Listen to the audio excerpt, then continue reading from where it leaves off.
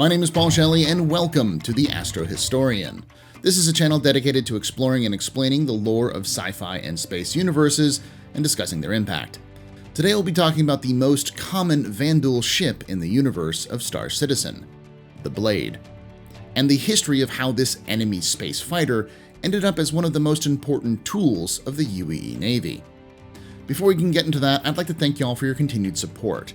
We're still rising in sub count, and that has everything to do with you watching right now. So if you've been enjoying these videos, be sure to hit the like button, and if you haven't already subscribed, then be sure to hit the subscribe button and the bell icon to stay up to date on the latest videos. If you want to go the extra mile, we also have YouTube memberships and Ko-fi for financial donations. Lastly, if you want early, ad-free access to these videos, consider joining the Patreon as well. All those links are in the description. Now let's talk about how this still feared symbol of the early Vanduul raids has evolved from enemy to trainer to militia vehicle. In order to truly unravel this story, we're going to have to start at the very first encounters between humanity and the Vanduul. The Orion System was discovered in 2650 as one of the last discoveries of Project Farstar, and at first had little value due to the small amount of exploitable resources. However, a strong cultural movement towards colonial expansion starting in 2660 caused the system's population to explode overnight, and within 20 years, the system was even granted representation on the UEE Senate. Unfortunately, this was still on the edge of human space, and as such, was not actively patrolled by Meso-era UEE Navy. This wasn't an issue for the system until August 9, 2681. Dell Township, a water purification settlement on Armitage, the main settled planet of the system, went dark. It was weeks before anyone checked on the remote settlement, and when they did, they found out that almost every single resident had been brutally killed, and the entire scene didn't make a lot of sense. There was a single missing person, a 38-year-old farmer named John Phillips, and the inconsistency of what had been taken puzzled local investigators. As a result, they called in Special Agent in charge of the Orion System for the Advocacy, Raiden Lammer, to the scene to help them put the puzzle together. He noted that the ground had signs of low-flying strafe run done by a small ship, but no large-bore weapons or bombs. Scorch marks made by ship engines on the ground to the east and southwest of the settlement indicated where the attackers had landed, but that was where oddities began to appear. There was evidence of multiple strafing runs by many craft, but the comm tower of the settlement was only damaged and still remained intact, not something a typical raider would miss. He also found strange shell casings for hard ammo scattered throughout the town, which looked alien in origin, but not identifiable as known Banu or Xi'an weapons. It was obvious to the agent that the attackers went house to house to clear the town, and they were thorough. 637 people were brutally slaughtered in close quarters combat, with the only missing person, John Phillips, being mostly unremarkable. The nail in the coffin to the theory of it being raiders was the objects that were stolen. In some places, highly valuable material was left untouched, and what seemed to be taken were trivial or even useless items of little to no value. It was as if they didn't know what they were taking. Finally, one of SIAC Lammer's officers, Agent Vasquez, managed to get the footage from one of the cameras in the settlement that had survived the attack. While most of the footage was useless, there was one heavily damaged but recoverable image of one of those attackers, which the Advocacy was able to zoom in and clean up. This became the first recorded image of a Vanduul by humanity. We know now that this raid was spearheaded by what we have come to call the Blade Light Fighter, and it wasn't the last. Raids headed up by these ships began to pick up over the weeks and months after the initial raid. Various small Vanduul tribes that had discovered the system all utilized the fast, nimble fighter for these raids, and for a time it was synonymous with the word Vanduul raid. A dedicated light fighter and skirmisher, the Blade is a hugely important supporting element of the Vanduul frontline fleet.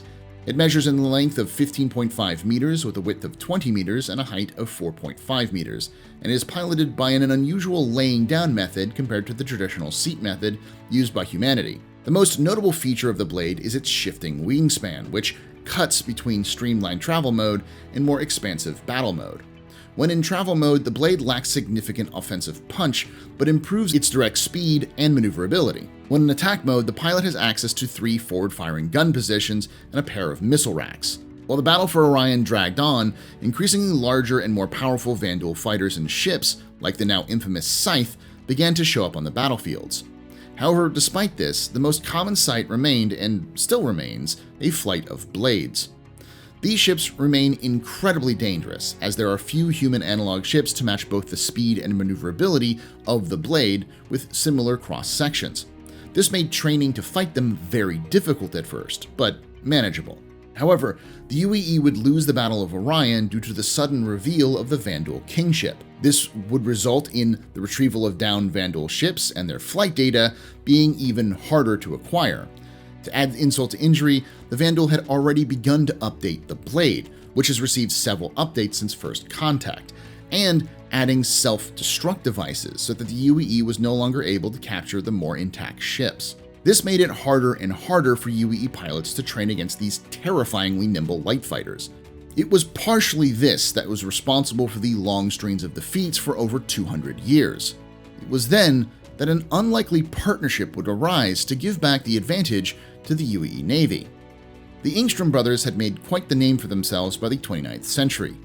Jovi and Theo had become the premier hosts of blueprints of lost and forgotten ship designs, unique one-off ships and those that never got to the drawing board. They sold these through their company, Asperia, with a subscription model, but they weren't making enough money. That was when Playboy and renowned collector of exotic ships, Victor Hurston, yes, of the Hurston Dynamic Hurstons, approached them. He knew the boys' work of cataloging rare and exotic ships, and had managed to get his hand on a somewhat intact, but non-functional, Vanduul Glaive heavy fighter.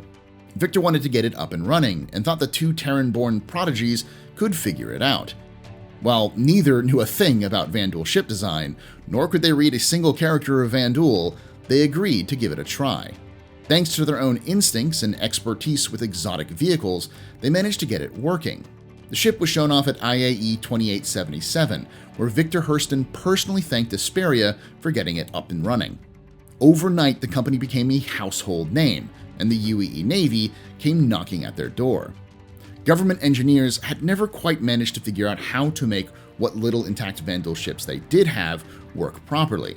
As a result, they turned to Asperia to do for them what they did for Victor Hurston, and help make replica ships for UEE pilots to train against. However, by then, the UEE had already started to deal with this lack of training. The 323rd Aggressor Squadron had been around for some time by the 29th century, and had become the main means to train pilots to face the Vanduul. An Aggressor Squadron is one that acts as the opponent in training exercises, with each one being trained on tactics and equipment of a specific enemy. The 323 had been formed as the squadron to specialize in Vanduul tactics, but until 2877, they were stuck with normal spacecraft in Vanduul livery. When Asperia began to work with the UEE government, that quickly changed as the first replicas of the Glaive started to come out of Asperia's factories, and right to the 323rd. These were used to great effect to train UEE pilots to counter not only Vanduul tactics, but counter Vanduul ships as well. It seemed the UEE liked the results because they not only continued purchasing the Glaive, but eventually would work with Asperia to tackle the oldest Vanduul foe humanity had faced, the Blade. This decision made a lot of sense, as even in the mid-30th century, the primary Vanduul ship a UEE pilot would face was a Blade.